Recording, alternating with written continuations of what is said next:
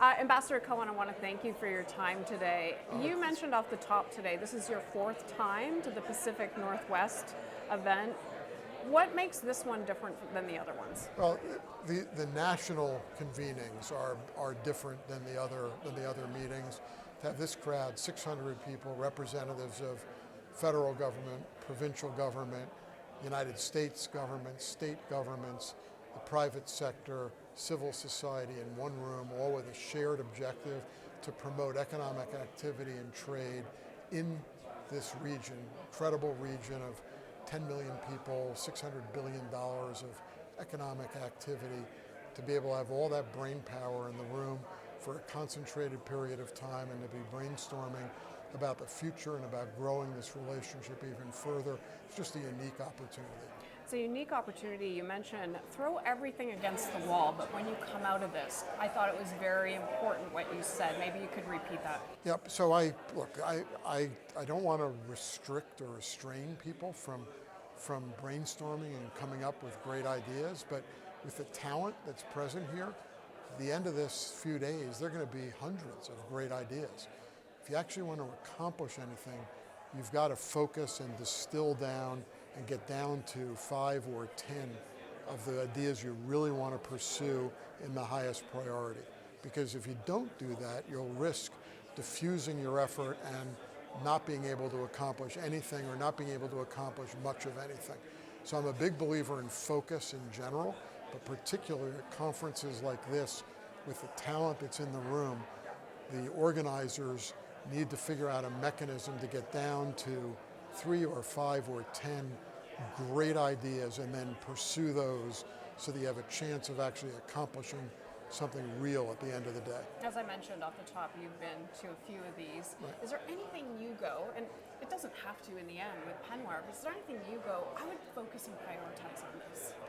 I think that the Canada, US, Mexico, but particularly the Canada-US hosting a FIFA World Cup in 2026 is not only a unique opportunity, it is a once-in-a-generation opportunity that people are not really aware and do not fully appreciate it. And it's the kind of presence that PNWER convenes, of bringing all those stakeholders together, that has the capacity to really take advantage of that opportunity.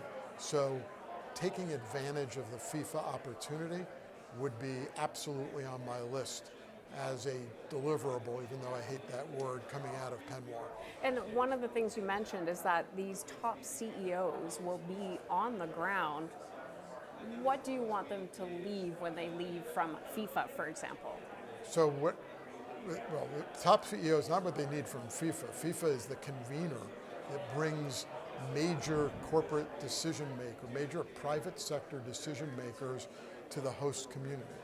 And Tamara gave the statistic that coming out of the Olympics that 80% of the leads that were generated out of the Olympics came about as a result of a CEO or a board director being introduced to Vancouver as a result of coming here for the Olympics and deciding that there was something that they liked and they wanted to locate their business or a part of their business there.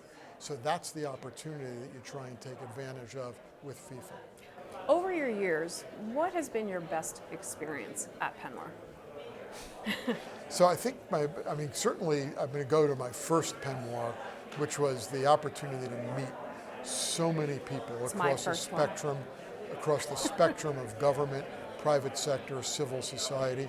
It was a crash introduction to dozens of important decision makers and their companies that I could then build on for the years that follow.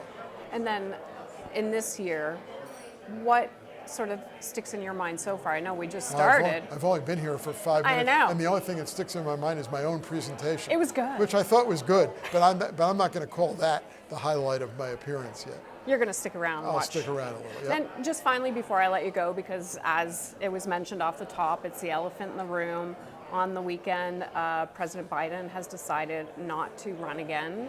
What was your initial reaction when you heard that? Because I know you can't talk about the politics of it, but let's just talk about your emotional reaction. Well, I can't say I was surprised because I sort of saw this coming.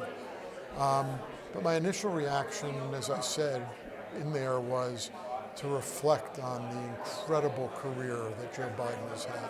I think he literally has defined public service as his more than 50 years as being a United States Senator, the Vice President, and then the President of the United States. And the excellence that he has demonstrated in every one of those positions, the positive impact that he has had on America and on the people of America.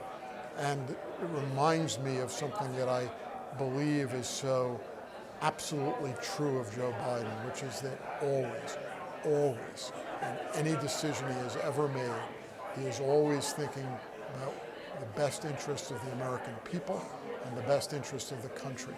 That makes him a true patriot in the way in which we should be defining patriotism. And it just, if it's possible, magnified my pride in him as a leader, my pride in him as a friend. Ambassador Cohen, thank you so much for your time today. Thank you. Appreciate it. It's good to see you. Thank you. Good to see you Great. as well. Good to see you.